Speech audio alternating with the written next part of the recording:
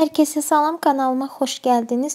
Bugün sizlərə çox ləzzətli bir qış yeməyi resepti bölüşmək istəyirəm. Bol vitaminli, ətli bir yemək olacaq. Yeməyimizin hazırlanması çox asan və dadı çox dadlıdır.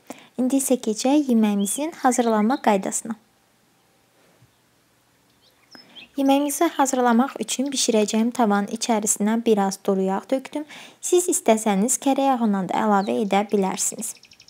Daha sonra yağımızı qızmağa qoyuruq. Yağ qızdıqdan sonra uzun və nazik halda doğramış olduğum soğanı və 2 diş sarımsağı, onlar da xırda doğradım. Birlikdə yağın içərisində qovururam. Mən bütün yeməklərimdə çalışıram sarımsaqdan istifadə edim. Bişən zaman zərrə qədər sarımsağın qoxusu gəlmir. Ancaq bişdiyi zaman yeməyə möhtəşəm ləzzət qatır. Daha sonra isə uzun və qalın formada doğramış olduğum kökü yeməyin içərisinə əlavə edirəm və yenidən soğanla birlikdə, sarımsaqla birlikdə yağın içərisində qovururam. Daha sonra öncədən qaynadılmış noxudumu əlavə edirəm. Daha sonra öncədən qaynadılmış mal ətimi əlavə edirəm və yenidən birlikdə bişirirəm. Qovururuq yəni.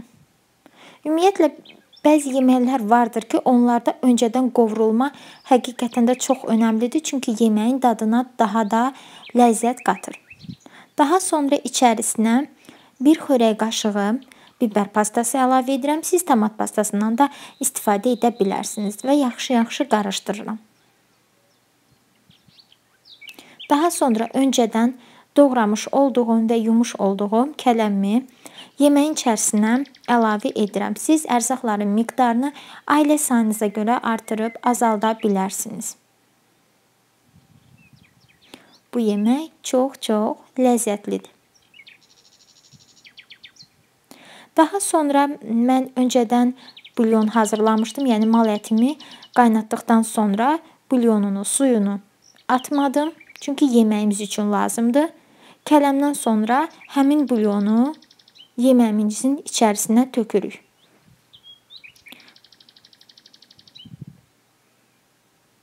Daha sonra yeməyimizin içərisinə duz, pul biber və kimyon əlavə etdim. Siz istədiyiniz ədviyyatlardan da istifadə edə bilərsiniz. Sonra isə indi sizə qarışdırma metodunu göstərmək istəyirəm. Yəni kələmlər iri olduğu üçün tək qaşıqla qarışdırmaq narahat olur. Ona görə 2 qaşıqla bu formada rahat qarışdıra bilərsiniz.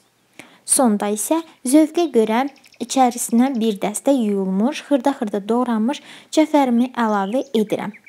Siz istədiyiniz göyərtidən də istifadə edə bilərsiniz.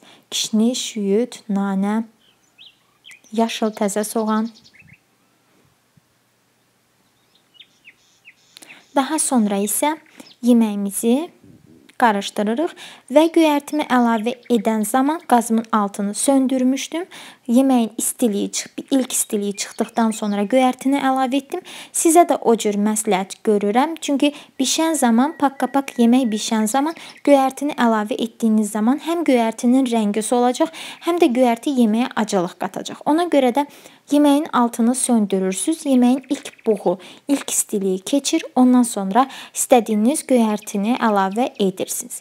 Bu da yeməyimizin son halı. Həqiqətən də çox dadlı, bol vitaminli, əsil qış yeməyidir. Hər birinizə məsləhət görürəm. İndidən hazırlayıb yeyən hər kəsə nuş olsun. Videonu bəyənsəz kanalıma abunə olub videonu like etmək unutmayın. Növbəti yemək videolarımda görüşənə qədər hələlik.